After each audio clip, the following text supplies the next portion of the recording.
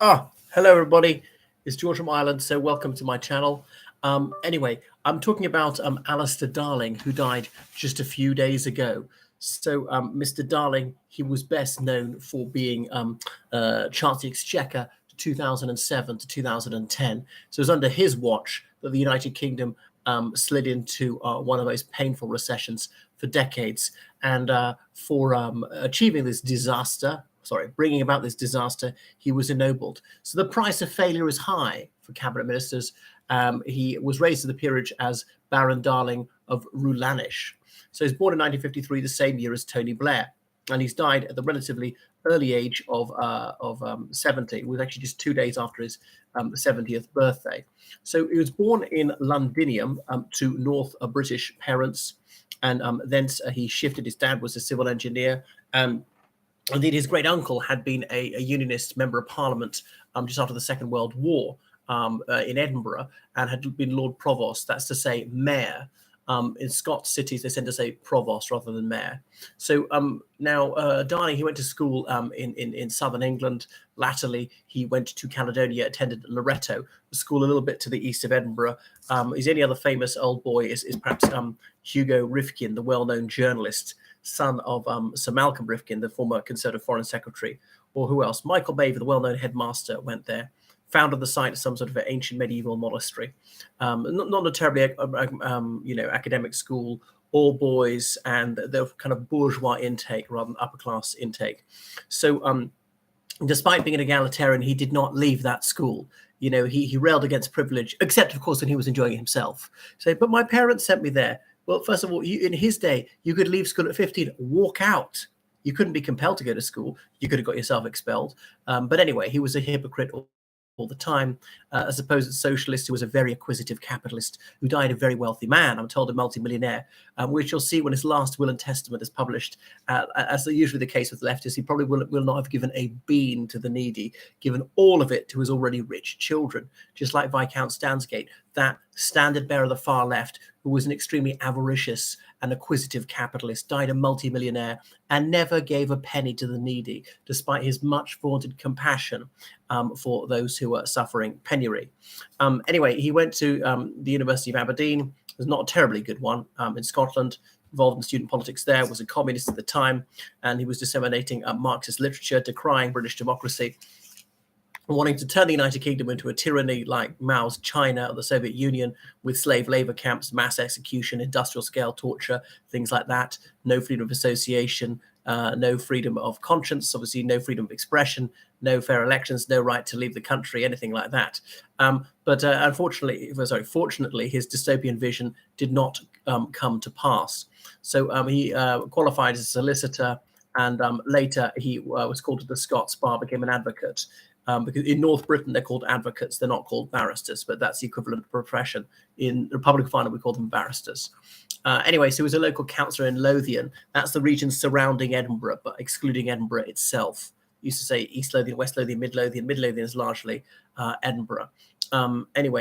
So then there were rate capping laws, as in that's about the local tax, council tax, we call it, how much you could raise it. But he was elected for Edinburgh Central in 1987, a year where the Conservatives swept the United Kingdom. The Labour made minimal gains. They came up slightly from the cataclysmic result of 1983. He unseated the sitting Tory member for that parliamentary division, Sir Alexander Fletcher, and he retained that seat until he stood down. So anyway, he was married. He had 2 children. He was in the shadow cabinet. He was recognised as one to watch, rising fast, became a relative moderate shadow chief secretary of the Treasury. Because remember, the Treasury, as in the finance ministry of the United Kingdom, is unique in having 2 cabinet ministers. He's got the Chancellor of the Exchequer, and he or she, I think so far it's only ever been a he, bizarrely. The only cabinet office never been to be held by a female. Is in charge, and there's a number 2 because it's so important, and the second in command is that chief secretary to the Treasury. Anyway, so he was in cabinet all the way through the Blair and Brown years, but he was Secretary of State for Transport for a while, Scots Secretary, which by 2003 was largely a dead letter because, of course, the Scots office was largely redundant in as much as the Holyrood Parliament had been reopened, having been adjourned, how was it 290 years earlier. So many of its functions had been simply absorbed by the Scots executive, or now it's called the Scottish Government, Secretary of State for Trade and Industry. And then when Tony Blair finally stood down and Gordon Brown finally became Premier, then that was what's his face, old Darling, was promoted to Chancellor Exchequer. So there had been all this growth under Blair on the basis that things could only go one way. A lot of it was by sort of hugely elevating the house prices, and it was a bubble that was bound to burst in the most spectacular way. And that's when they vacillated. Would they call an early election? Labour had a significant lead in the polls, but he lost his courage at the last minute. Brown, even though he would have won it, but the Labour Party was staring bankruptcy in the face because somebody had torn up their membership cards over the liberation of Iraq. A lot of socialists desperately wanted to keep a genocidal tyrant, Saddam Hussein, there, slaughtering ethnic minorities in Iraq. And they were rancorously disappointed that the people of Iraq had freedom and human rights that they'd never had before. Anyway, so 2 months after Darling became Chancellor Exchequer, that's when Northern Rock, that bank, went bust. And so they managed to steady the ship for a while. But about a year later, October 2008, there was this the credit crunch, this wave of recessions all across the globe. Now, admittedly, it was not solely a British malaise, but Her Majesty's government, as it then was, obviously had to bear some of the responsibility for all that was going wrong, for funding money for these private finance initiatives when supposedly the NHS got better, but things were sold off to foreign companies, these public-private partnerships, and therefore to build and maintain hospitals became hugely more expensive. They were just pushing it down the road.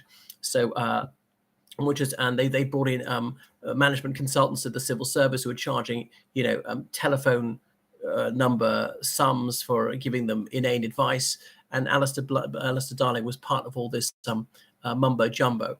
But anyway, he said the scariest moment was when one of the banks from Scotland phoned to say they're going to run out of money that afternoon, and that they had to bail out the Royal Bank of Scotland. So there's a huge rescue package, stimulus spending. They brought forward some construction projects. And so obviously the UK was in recession late 2008, 2009. 2010 actually returned to growth, but it was too late. Labour was sunk, lost the 2008 election. It was their worst result in terms of share of the vote since 1983, reduced to only 28% of the vote. Not that bad in terms of seats, not compared to what they got in 2009, even though 2009 they got 32% of the vote. But Darling, he decided to bow out of the House of Commons at that point. He'd been abusing the expenses massively, redesignating his second home 4 times in 4 years and things like that. So the person who was supposedly caring about the poor was obviously ripping off people on minimum wage and benefits claimants in this. Fair enough. Most MPs did it. Conservatives, Liberal Democrats, SNP, they're all just as bad as each other. But it's really disgraceful for him, who's always vaunting about his concern for the needy. So that was him. He has been called to his reward. Now, the one thing I do thank him for is when there was this splittist proposal to break up the United Kingdom, he rose to the challenge, and he gallantly and persuasively advocated that Scotland should stay where it is, free, democratic, and in the United Kingdom. And indeed, he carried the day. And he was worth some weight in Scotland. Right. Thank you so much for watching my channel. So make sure you subscribe on Patreon and donate on PayPal, and see thousands more videos behind the paywall on Patreon. Goodbye.